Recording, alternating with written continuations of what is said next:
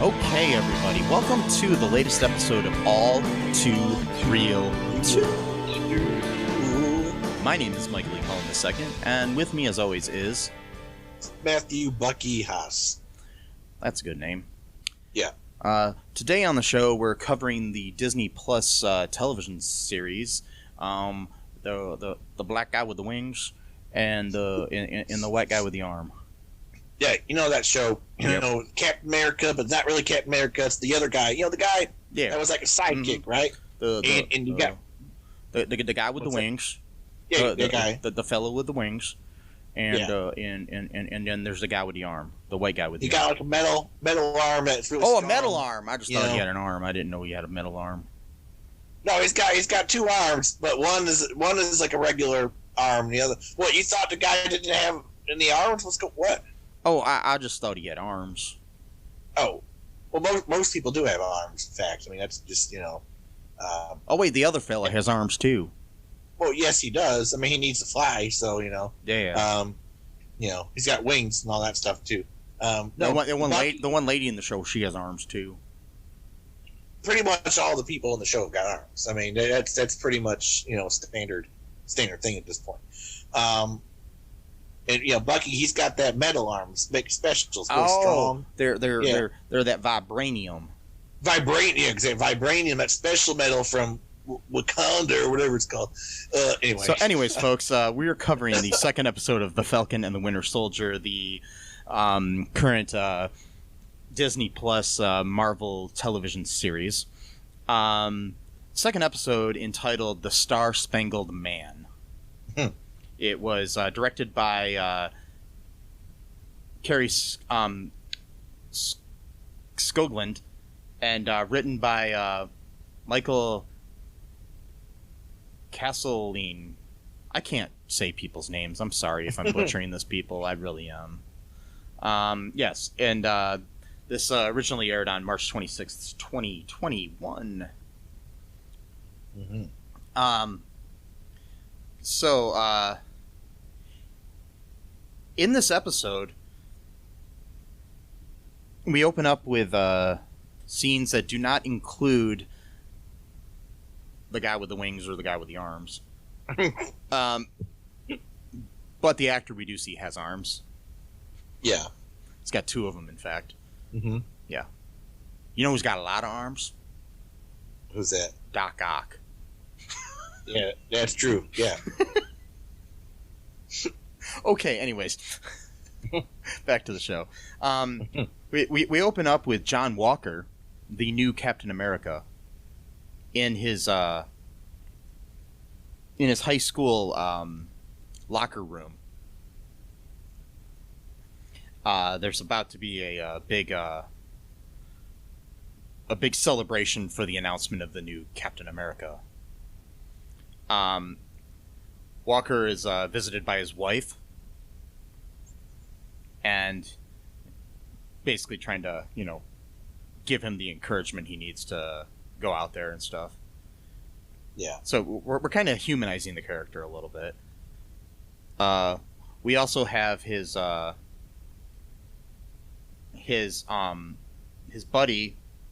his army buddy,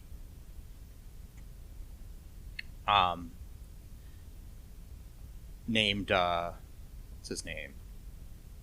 Lamar Hopkins or something? Yeah. No, Lamar Hoskins, I'm sorry. Who is like his army buddy. And he's also Battle Flag. No, Battlestar. Battlestar, I'm sorry. Why did I say Battle Flag? But anyways, Battlestar. Battlestar. He's played by Clay Bennett. Battlestar. He's the kind of like the sidekick. In the comics, he becomes Bucky at some point. To Walker's Captain America. Literally, they call him Bucky. Wow. Yeah. Because it was like Captain America and Bucky was like always his sidekick in the comic books. Bucky was kind of the Robin to his Batman. Yeah. Okay. Yeah. because when Bucky was originally introduced, he wasn't like his old friend. He was like a teenager sidekick sort of thing. Again, in the comics, kind of like Robin is to Batman, if I remember my history correctly. Okay, your comic book history, yeah. Yes. Yeah. Hey, you mean that's not real history? It should be. No, okay. Just checking. I wish it were.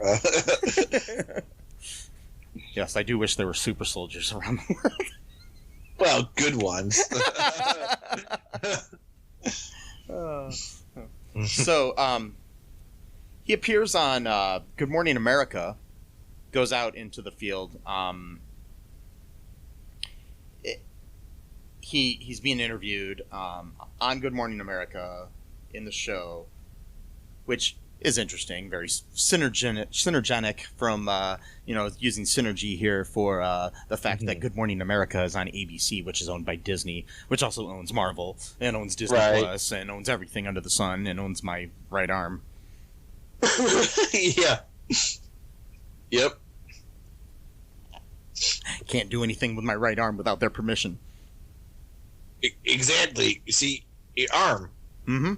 Once again, it's made out of vibranium. That's why I had to get my my COVID shot in my left arm, because I still own that one. Yeah, exactly. Wait, what? Yeah. My arm is made of vibranium and has a bunch of Mickey Mouse tattoos all over it.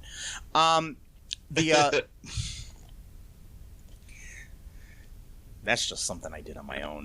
Anyway, so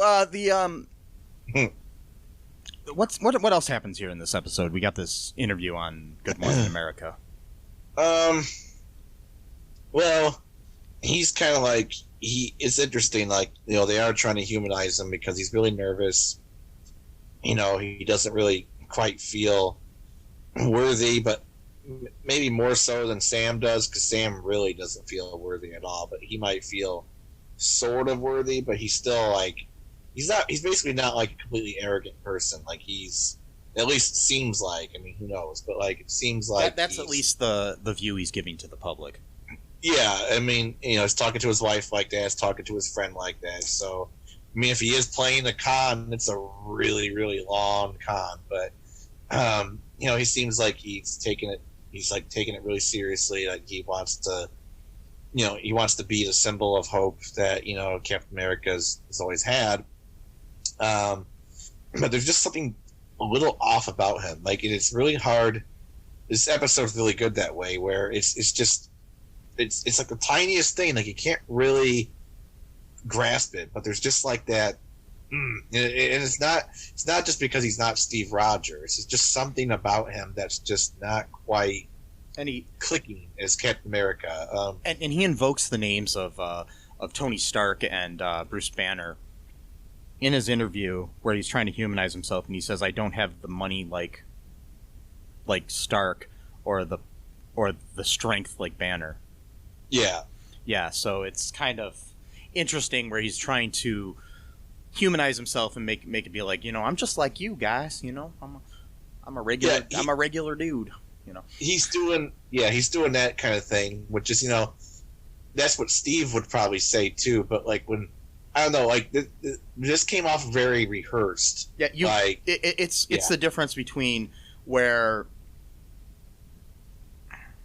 I don't want to get all political here, but when Bernie Sanders says something, I believe it, but when Donald Trump said something, I didn't. Right. They could say the exact same thing, and I still, you know what I mean? I'm just saying that's the kind of different. He's kind of more of the Donald Trump, trying to be the facade of the everyman, even though he's not really. I don't think. Yeah. Right. So, the interview goes on like that for a little bit.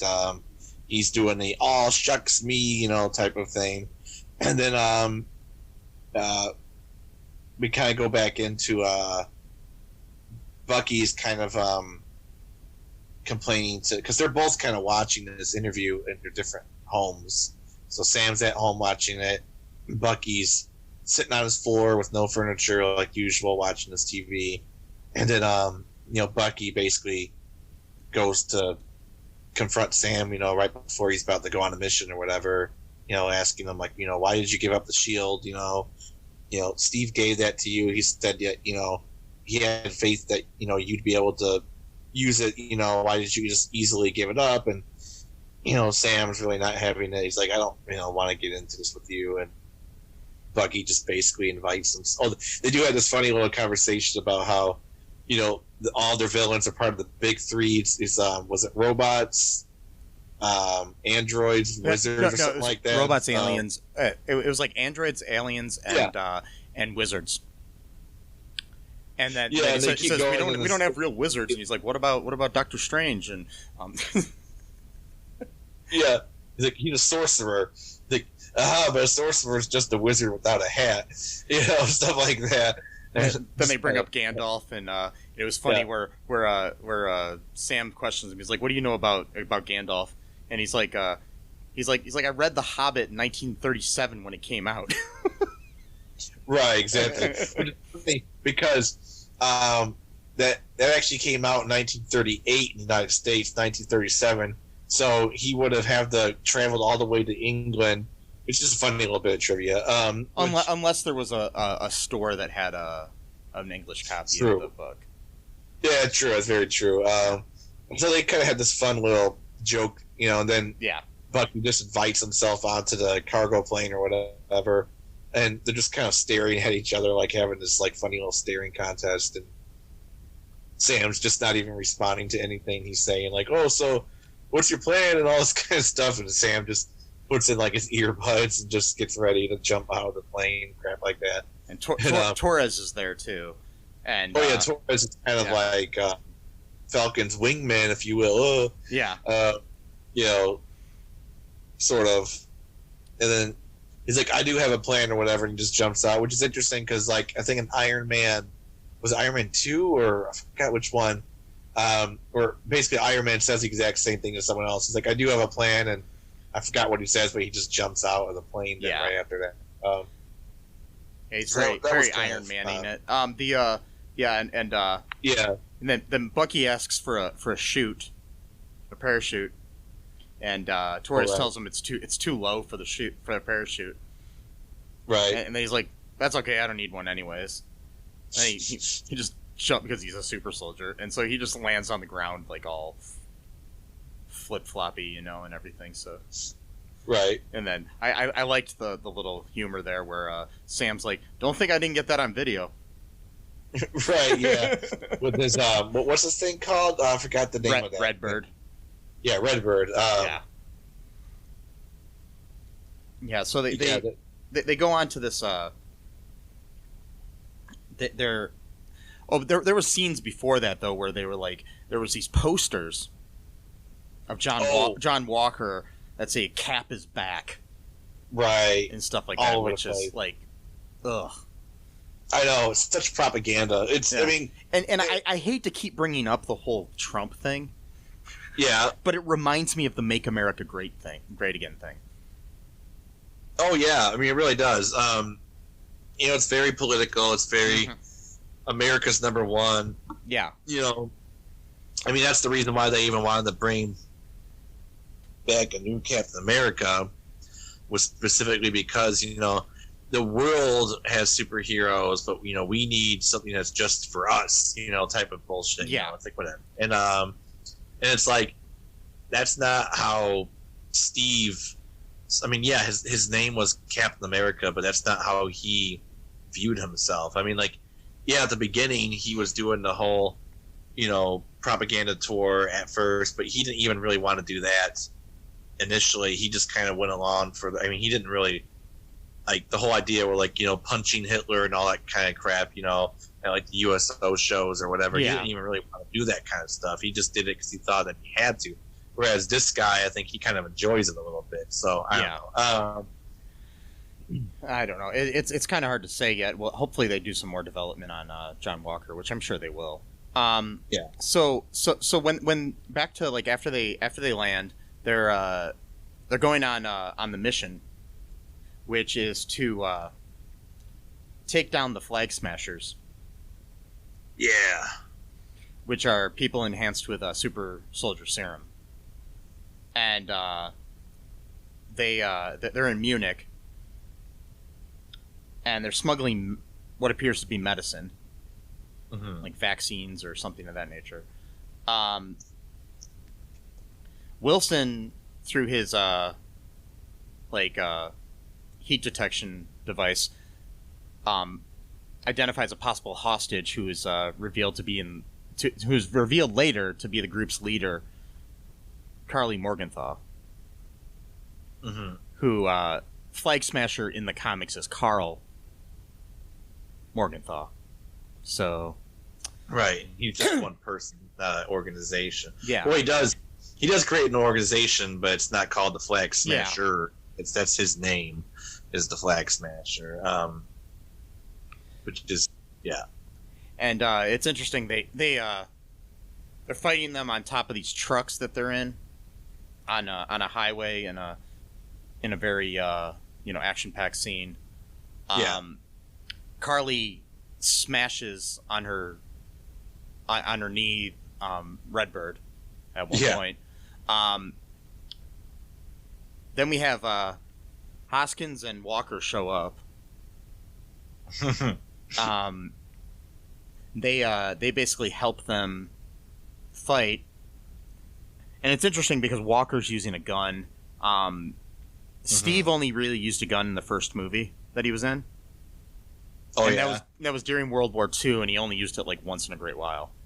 Oh wow! But once he came to modern times, he never touched a gun. Oh wow! So, because in the comics, it's implied by the fact that he never uses a gun in the movies, is that he's a protector, not an enforcer. Right. So, yeah, exactly. So he's basically, just trying to protect people with his shield, as opposed to shooting them with a gun. Right. Well, that was kind of the whole plot of Captain America: Civil War too, is that he didn't want to like sign the Sokovia Accords because he didn't really want like government oversight and enforcing all this stuff. He wanted. Yeah, he didn't want to be used as a weapon, basically. He wanted to be free. Yeah, exactly. Whereas Tony felt guilty about what happened in Sokovia, so he thought, yeah.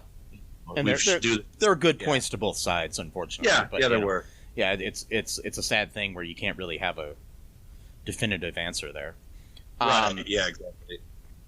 And that's what makes civil wars exist sometimes. I mean, well, honestly, a lot of civil wars do have a good side and a bad side. Anyway, so I don't know what the hell I'm talking about. No. But good conflict doesn't have a clear-cut answer usually. Yeah. So Walker and Hoskins help them escape, basically, through their actions and everything, and basically, Walker then he ends up requesting that Wilson join him in aiding the GRC, which is the Global Reparation Council, to quash the ongoing violent post-blip revolutions. But Barnes and Wilson refused to join that. Right. So already we got the new Captain America kind of working for the government as opposed to, And it's kind of interesting because you see the two teams, one white guy, one black guy on both teams, sitting in this Jeep at one point together, right, across from each other, and it's kind of like they're like good and bad versions of each other in a way. Yeah, it's like it's sort of like just one is a propaganda tool, which again, both of those guys might actually be sincere, but they're being used as a propaganda tool, and the other ones are natural. They just came into their roles in a natural way. I mean, Bucky obviously was a agent of Hydra for like 60 years or something like that. Being, I wouldn't even say brainwashed, being programmed. There's a difference. Yeah. Being brainwashed means that you still have bought into an idea, but being programmed is literally you're being programmed. Like, like it's a subtle difference, but it's still a difference. Yeah, it's kind of kind of scary. that he had to deal with that all that time, and it was like basically he knew what was going on. Those memories that he has is exactly. He was cognizant of all the killings he committed and shit. There is a point too where Walker basically says to Barnes, or not to Barnes, but to Wilson. He says to him, he's like, you could be my wingman. Yeah, exactly. And it's like, no. It's like, fuck you. I'm, and they're talking to each other and asking, like Barnes asks him at one point, have you ever fallen onto a grenade like Steve did in the. Oh right, yeah, and Walker says yes. So it's like, what the fuck, He says yes, but he says that he's got this helmet. So again, it's like everything that John Walker does. It's like he's just trying to mimic what Captain America, what Steve did. Yeah, but not the exact same way. It's the surface level stuff. So yeah, exactly. When Steve jumped on a grenade, he was just wearing t-shirt and his pants. He didn't have he didn't even have any kind of tactical gear on at all. And he did that to sacrifice himself so that none of the people in his crew would get hurt. Yeah, and he was still skinny too at the time. He was before he didn't have superpowers. So with this guy, like, Steve Rogers jumped on a grenade, so I should jump on a grenade too. But when I do it, I'm going to make sure that I'm protected. It's like you see everything he does is like he's just trying to mimic Steve, but do it in such a way that it's just like for show almost. Like, yeah. Did you want to take a quick break here, Matt, and then we'll come back and talk about the rest of the episode? Yeah, sure. Okay, we'll be right back, folks. Let's do that.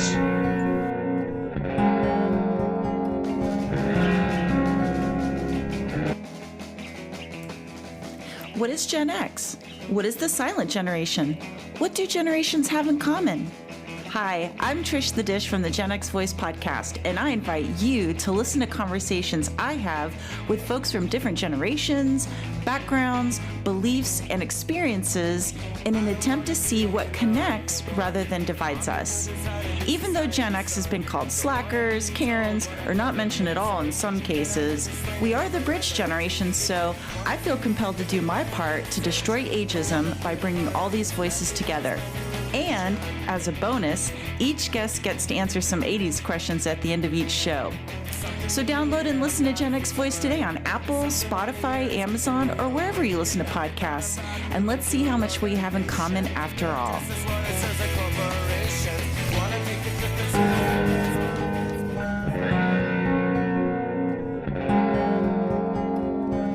And just like Cap, we are back. I don't know if I liked that, but I'm going to keep it. Because I'm a loser. So, anyways, back to the episode. Next, we have Bucky and Sam. They travel to Baltimore, where we have a cute scene on the street where a kid says to Sam, he says, "You're the Black Falcon." And he says, "Am I the Black Falcon because I'm black?" He says, "What's that make you, the black kid?" Yeah, I like that. Yeah, that was good. Yeah, this is just Falcon. Right. Yeah. It's kind of funny. Anyways, we go to this like rundown house with like bars on the windows and doors, and there Wilson introduces Barnes introduces Wilson, I should say, to Isaiah Bradley, a veteran from the Korean War. He's an African American gentleman too, played by Carl Lumley, who we find out is a super soldier.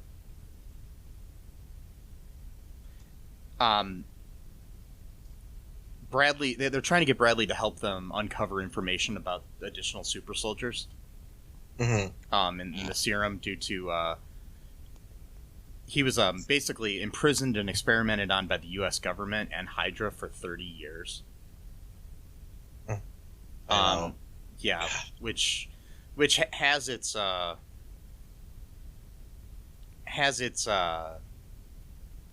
roots in our real history of where there were like these syphilis trials where African Americans were experimented on with medicine and which turned out to be placebos and things of that nature, and a lot of people died of syphilis and they didn't find out for years. Yeah, there's a lot of shit like that happened. A lot, especially to poor people and to black people in this country, which is sad. It's, I mean, like the Tuskegee experiments are really just like scratching the surface. I mean, like it's really fucking, yeah. I mean, I found out about a thing where the U.S. government, MIT, and Quaker Oats put radioactive stuff in some Quaker Oats that they fed to these kids in this like home to test the digestion rate of their cereal. Yeah. Yeah. So, because at that point they're putting radiation in everything. I mean, like they thought it was good, like it was a miracle cure. Like they put it. Yeah. I mean, literally in everything. It was ridiculous. So good times in this country. Yeah. Let's make America great again. Yeah. That's why I hate that phrase. Because tell me when America was great. I'm sorry. I know I'm getting off on a little tangent here, but just tell me when it was great. At what point? I mean, are we talking about the Tuskegee experiments? Are we talking about? I mean, like what's the era that you imagine to be, the perfect time? I guess We're talking about the riots in Tulsa back when. Are we talking about the Leave It to Beaver times where only white people actually mattered? What are we talking about here? Yeah, exactly. Anyways, back to the show. Don't put politics in my comic books. I don't like this show because if you get woke, you go broke. Oh my god. Which I absolutely hate that phrase. And anybody that says it, why don't you just admit that you're a fucking bigot? And I said it. Who said that to you? Like, where did that come from? Like, I've heard it several times, and it's usually these middle-aged white dudes that look much like myself, but are completely assholes who don't like the fact that there's a black person or a gay person or a transgender person or something like that in their media. Right. Yeah. Well, I was just wondering because there actually is that phrase in the show Woke. The show where the guy's like a comic book creator. Yeah, that show Woke.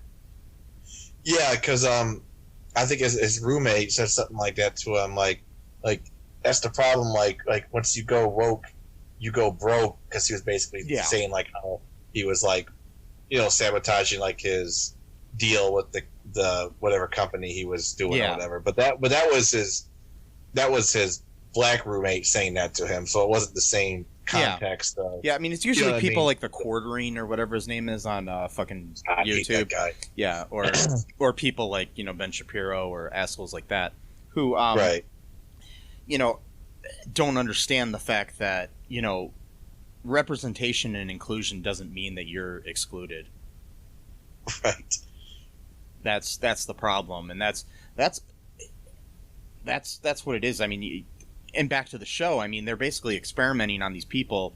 In the comics, they had this whole run. I guess it's a really good comic where they were experimenting on a bunch of black people, and Isaiah Bradley was basically at one point Captain America. Mm-hmm. But it was like secret and pushed, and it was basically pushed aside, and Steve Rogers never even knew about him. Right. And just like in this, like Steve never knew about him. Because Bucky never told him about him. But in the comic books, I guess like all these African American people became like deformed, and they were experimenting on them basically to create this serum to help white people. but they didn't want to experiment on white people, you know. So, of course. But yeah, the get woke, go broke thing though. Back to that really quick. Basically,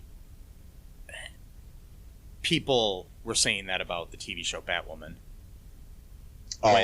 When they said it even before they recast the role of Batwoman with a black actress.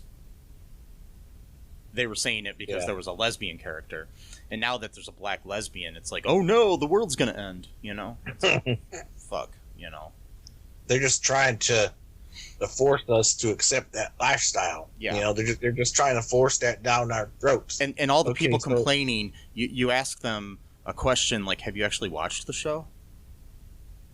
No, they haven't. Well, no, exactly, because I'm not going to watch it because I don't want. Yeah. I don't want like one lesbian kissing scene throughout the entire. And I'm seeing a lot of things like that about this show too. Even like I don't like the whole race angle and the stuff that they're doing on the show. Right. Blah blah blah blah blah. Yeah. People, wake up, people. Yeah. Anyways. Alex Jones here. I'll tell you about the globalist plan. Here's the idea, folks. I've changed my views. Everything's cool. Watch the Falcon and the Winter Soldier, and Batwoman. This has been a fake Alex Jones here on the show. Bye bye. Okay. Anyway, so what we're gonna do here is basically go back to the plot. Yeah. So he's not willing to help them. Right. And then there's a scene outside where they're just basically fighting in the like verbally fighting, not like physically fighting. Right. In the street in front of Bradley's house, and cops come to try to break up this argument. Right. And for some reason, they need like 4 cop cars or something. And then they realize who Sam is, and they're like, "Oh, I'm sorry," you know, like, but they were more focused on Sam. They were asking Bucky, like, "Is this guy bothering you?" and shit like that. You know, like, exactly. oh, you know, a little bit of racism there. But you know that never happens in the real world. No, don't bring politics in. And plus, too, like, you know, it was only once they realized that he was Falcon. I mean, he was just like going to be any irregular black guy. That would have been a much different situation. They could have shot him. Yeah. Because that's how situations happen, like George Floyd and other things. Sure, I mean, but he was trying to steal something, so it's different. Anyway, so that's what people will say. But yeah. So back to the show. I think I'm getting a little bit too political here. So, who peed in my cereal? Anyways, they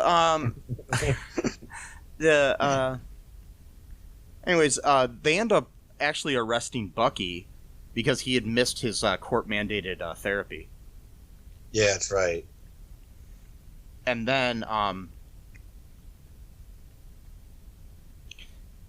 he's released on bail after John Walker intervenes.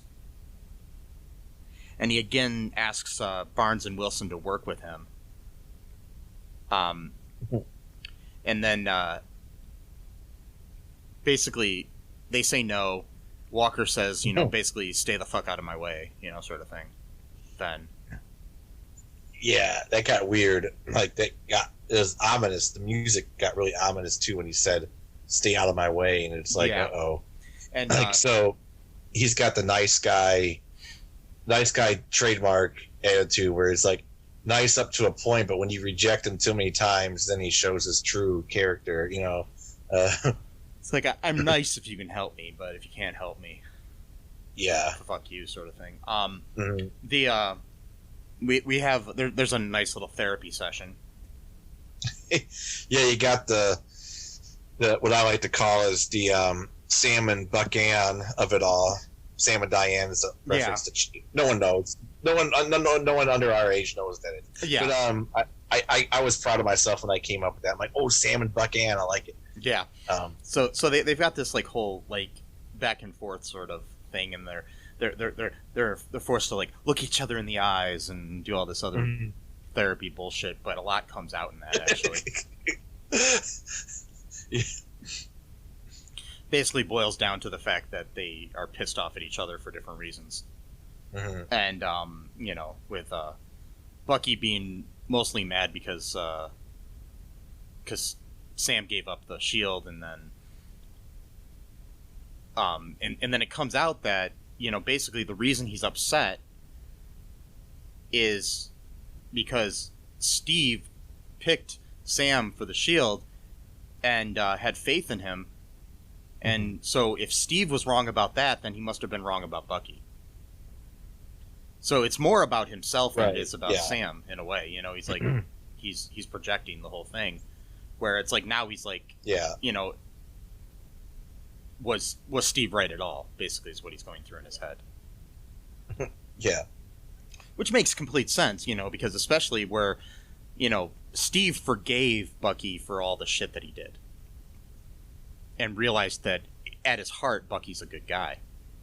Yeah, and had no control over what he was doing. No, he didn't. I mean, he was completely programmed. I mean, that's because Bucky. I mean, you know, if it's been a while since anyone's seen Captain America: The First Avenger, Bucky was in the service before Steve was. Steve kind of followed him almost, you know, to join him, kind of. So, without Bucky, there would have been no Captain America, essentially. So. And I mean, it boils down to the fact that he's also just pissed at the fact that Sam gave up the shield, and he thought Sam was worthy of the shield, but Sam still doesn't think that he is. And it's like to the point where it's like, well, Steve picked you over me. Was he? You know, there's probably some jealousy there too. You know. Yeah. Even though he's come to grips with it and understands why he can't be the new Captain America, but he wants he wants Sam to be the new Captain America because he even though they hate each other, he trusts him, you know, and he thinks that he's the good guy, you know. They don't really hate each other, but they have that love-hate, you know, Sam and Diane thing, like you said.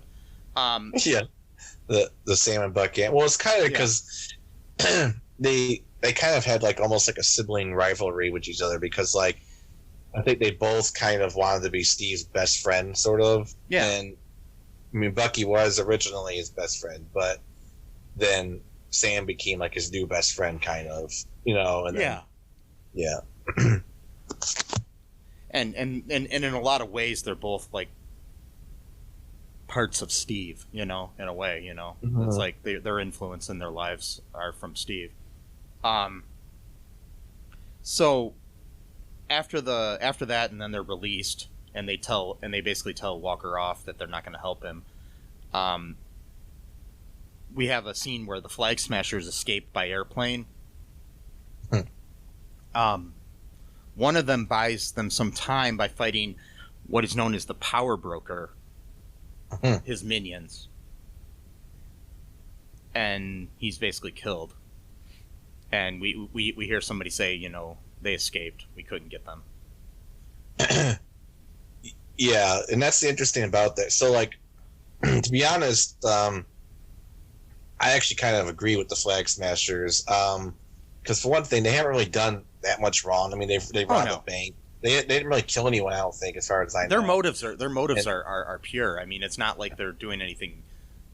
What they believe in, because like any true quote unquote villain, they're not really a villain, right? In their own minds, and in this case, I agree with them too. But it's also like the creator of the show said that there's going to be several different villains, and sometimes different people in the audience are going to agree with all of them. Yeah, I mean, like, yeah, just for me, because like plus too, you know, like. You know, want to get all political again, but you know, this is our show. We do whatever we want on the show, so it's not. We don't have to follow a specific format. But like, you know, I take that shit really seriously because, like, you know, I mean, like I'm a quote unquote complicated person. I mean, not really, but like in my mind, I kind of am. Where And so like what's the word I'm looking for? I got introduced to the idea of world citizenship way back in like 2003 from the Baha'i religious community, because there's, a lot of Baha'is used to have like a sticker that said world citizen on it. And I got one of those. Someone gave me, I think you gave me that actually. Maybe it was that someone, I don't know. Someone gave me a sticker that said world citizen on it. And I still have a bunch of those. So yeah. Yeah, they're really cool stickers. I like them. And basically it's because the Baha'i religion teaches about the oneness of humanity, and eventually over time, not going to happen, next year, next month, whatever. Well, next month, next year. But that, at some point in the future, the world is going to be unified in some sense of like a super state. This doesn't mean a one world government like Alex Jones sees globalism. No, not like that. But like it would almost kind of like how. But will there be gay frogs? Almost kind of like almost kind of how now states are part of a country. Basically, countries would be like the equivalent of states are now. Yeah. That's pretty much what. But regardless, that idea is basically similar to what the Flag Smashers want in a certain way. Right, and of course later on, I that was like my starting point, and then over time I got more into like political stuff, like anarchism, communism. I know people think these words are scary, but these ideologies are very much based on the idea of internationalism. The idea that people across the world, we're actually brothers and sisters. We have more in common with each other than we do with our own governments. And our governments are the ones that tell us to go hate this people from this country, and because they want something from us. So like the phrase that these flag smashers have is one world, one people. And I'm like, yes. Like yeah, I know. It's kind of interesting idea, and I mean, to agree with it is not wrong. I mean, and it's what it is, and I mean, it's just we live in a very complicated world, where some people might be on the same side but not realize they're on the same side. Yeah, or they might have a disagreement over tactics, which people always freak out about. Like, it's like, oh well, you believe in going this direction, I believe, so now we're gonna split off because of that minor difference or whatever. Yeah, it's like, come on. So at the end of this episode, Sam suggests that they visit an imprisoned Helmut Zemo in Berlin to help gather intelligence on the Flag Smashers. And that's another thing. They're kind of like, I don't know, Clarice Starling it, where they're going to talk to the Hannibal Lecter here. And, so we'll see what happens in the next episode, and see if they, get the information that they want out of Helmut Zemo. I forgot who that guy is. Is that dude from Civil War? Yeah, he was a villain in that. One of the villains. Yeah. And what was his deal? He didn't want super soldiers or superheroes or something like that, or. All right, Helmut Zemo, who is based on the Marvel Comics character of the same name, aka Baron Zemo. He was first introduced in Civil War. Zemo is a colonel from the elite Sokovian commando unit, and seeks to avenge his family's death during the Avengers battle with Ultron. He uses the United Nations Sokovia Accords to his advantage, and despite Steve Rogers learning about his plans, he manages to pit Iron Man and Captain America against each other by framing the Winter Soldier for a bombing in Vienna, which killed T'Chaka. That was T'Challa's dad, and revealing that the Winter Soldier had killed Tony Stark's parents while under Hydra's control, effectively fracturing the Avengers. With his goal complete, Zemo attempts to commit suicide, but is stopped by T'Challa and taken into custody by the authorities. Everett Ross supervises his incarceration, where he mocks Zemo for failing in his efforts, but Zemo indicates otherwise. Zemo returns now on this series here, so yeah. Okay. Yeah, now I remember. I only saw Captain America Civil War once. I loved it, but I never watched it again for whatever reason. Yeah, that reminded me too of like how even in Endgame, I don't think Tony really completely forgave Steve probably until like the very end of the movie, because I remember that movie was just so good because there's so many layers to the relationship that they had. And I remember specifically when Tony first gets rescued by Captain Marvel, and he's like getting his vitals checked and everything, and he's just going on about like, you remember I had a dream about this, talking about a suit of armor around the world, and you said no. He said, we'll fight together, and I said we'll lose, and then he says, oh, we'll do that together too. Well, we lost, and then he just goes on this whole thing. But then like at the very end of his rant, I never really understood this until recently, because he says, no trust, liar. And it was like, what does that got to do with what he's talking about? But now I'm thinking he's probably talking about, the fact that he kept that from, the fact that Bucky killed his parents, Yeah.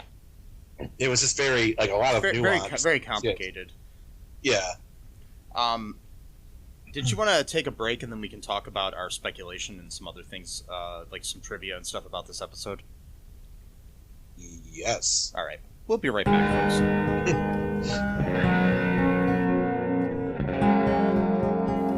It's the Ninja from the Ask the Angry Ninja Show saying, come listen to the show.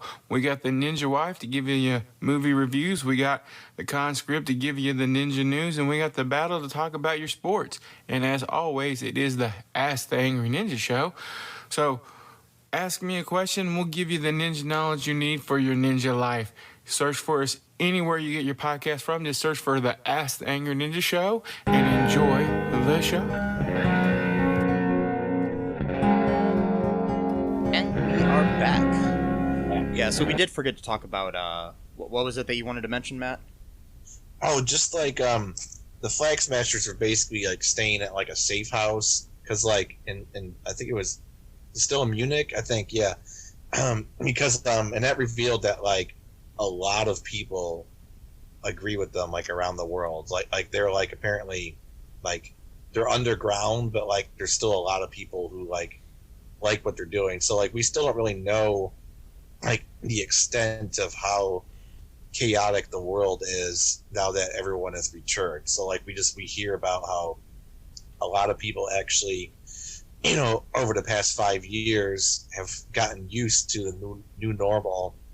And now everything's just thrown back into disarray for the second time, essentially. And so we don't really know exactly what's really going on, but apparently it's really complicated because, like, people's citizenship are being thrown into, like, question and just all kinds of stuff. And yeah, this person basically let them stay, like, at his house and made a bunch of food for them, gave them internet access, made up a bunch of beds for them, and they're very grateful for this too. It's like they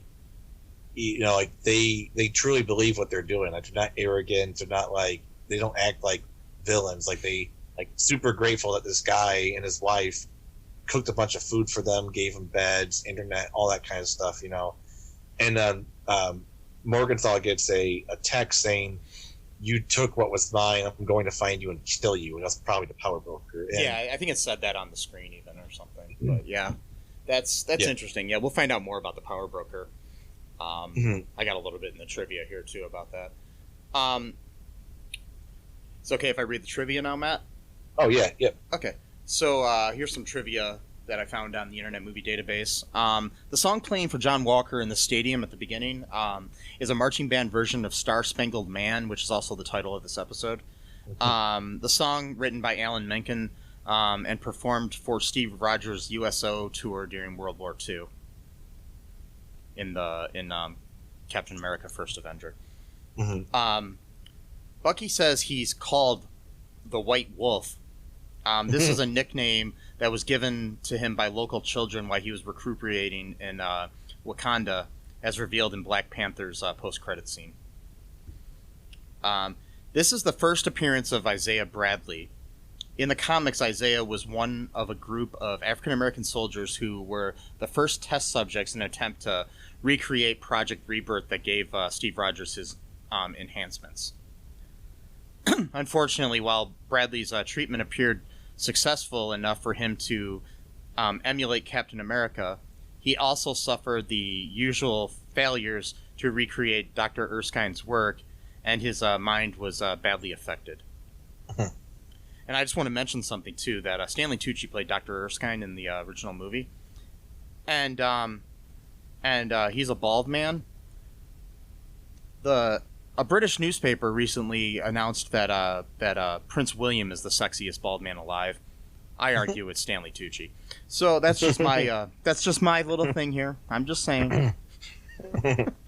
Okay, so this is the first appearance of Lamar Hoskins in the comics. When John Walker was recruited to replace Steve Rogers, Hoskins was recruited with him to become his sidekick, Bucky, with an equivalent costume.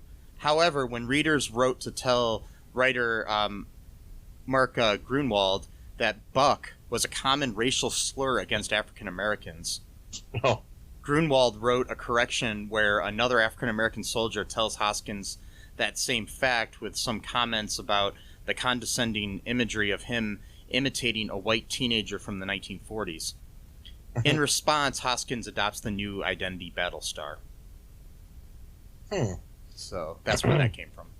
I guess, yeah, it reminds me of Ronald Reagan when he used to do like racist dog whistles, where he'd be like, welfare, young bucks eating T-bone steaks or something like that. Yeah. I don't know. It's something like, yeah. So Carl Lumbly plays Isaiah Bradley, and he's no stranger to the superhero world. Besides playing the lead costume superhero in the Mantis TV movie and TV series, he was also in Altered Carbon with Anthony Mackie, and played voice roles in numerous games and cartoons for both Marvel and DC.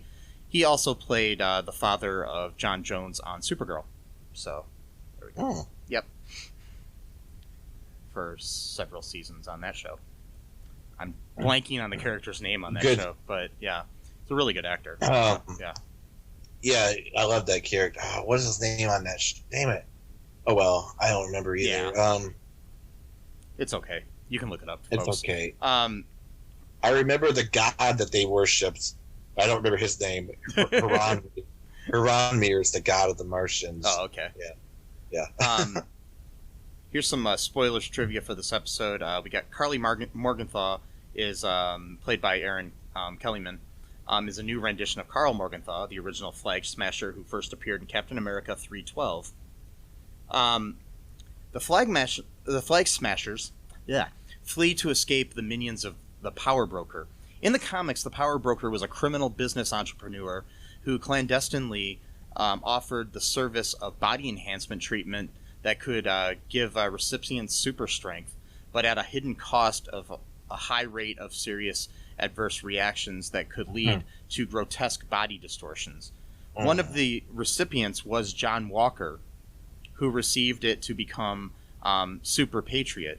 In this series, since Walker was able to fight the enhanced Flag Smashers with some effect, that suggests that he received a similar treatment, to which could explain how he was able to have an extraordinary military service record of 3 Medals of Honor.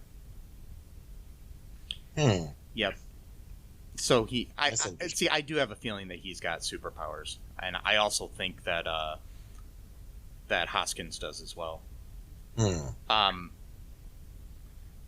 the last scene, Zemo's prison cell number is 2187. This is the same number as Princess Leia's prison cell in Star Wars: A New Hope. Wow. So, yeah, that's a little bit there. So, do you have any speculation as where you think this show's going here? Like anything you're looking forward to seeing or hoping happens? Well, I kind of hope that they're going to circle back to Bucky, basically telling his neighbor that he's the one that killed the son, but probably won't happen for a while. Well, there's only 6 episodes of the show, I believe. That's right. There's only 6. Yeah. 6 or 7 episodes. I think 6. So yeah. Okay. Yeah. So at some point in the next couple, maybe. But yeah, I think definitely there's going to be a conflict between Sam and Bucky and John and Lamar, and it's going to be basically like the old and the new, but it's like it's not. I mean, that's how they're going to frame it, as the old versus the new, but it's really more of the authentic and the inauthentic, At this point, I don't really know if John Walker's going to go the route of being like the super patriot, right-wing dude. I mean, he sounds like he might be, but it also could be that he's nervous about trying to fill the shoes, of Steve Rogers, and so he might just be like really. Yeah, I mean, there are some layers here too. I mean, I'm not trying to be surface, and say like, well, I have a black friend sort of thing, but his best friend is a black guy, and his wife is a black woman as well. So. Right. So I don't know if the race thing is necessarily his point of view, even though he's an Aryan-looking dude. It's like right. The whole. But I think that might be what the government's going for, but not necessarily what he feels in his heart. Yeah, so I can sort of see this going in one of two ways. Is that either he's going to completely go hardcore right wing, because maybe his wife gets killed or something, so he's just going to be like, nationalism, got to kill these flag smashers, or if it's going to be like he might actually, who knows, they might actually subvert expectations, and that he might actually become the new Captain America, and Sam might actually think that he's okay for the job. Who knows what's going to happen? But well, sorry to spoil things. Oh, Oh shit. No, I don't know everything. I do know one thing. What is that? I'm pretty positive Sam's going to become Captain America before the end of the series. Okay. Because that would be... because there has been a toy leaked. Oh, okay. Of him dressed in the Captain America outfit. Okay. Well, that's kind of cool. Yeah. So yeah, I mean, I can see this going a lot of different ways. Maybe John will become a villain, because I know that I think in the comic books his girlfriend or wife does get killed, I think, and that's what kind of spurs him on. I think it's his parents at one point. His parents get killed, and that stirs up things. But there's also he's a villain and an anti-hero and a good guy all throughout the series. John Walker is right. So yeah, he just his alliances quite a few times. Oh. And like things happen in comic books where people change over time, and it's decades and years. The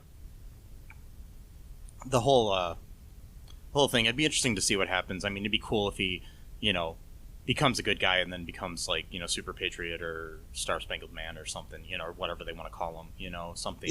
Yeah. One of these other characters that's a good guy, Yeah, one of these good guys. Yeah, or he could just be killed off before the end of the series. Who knows? I'm not sure. God. We never know what's going to happen. He could. Right. He could grow a third arm for all I know.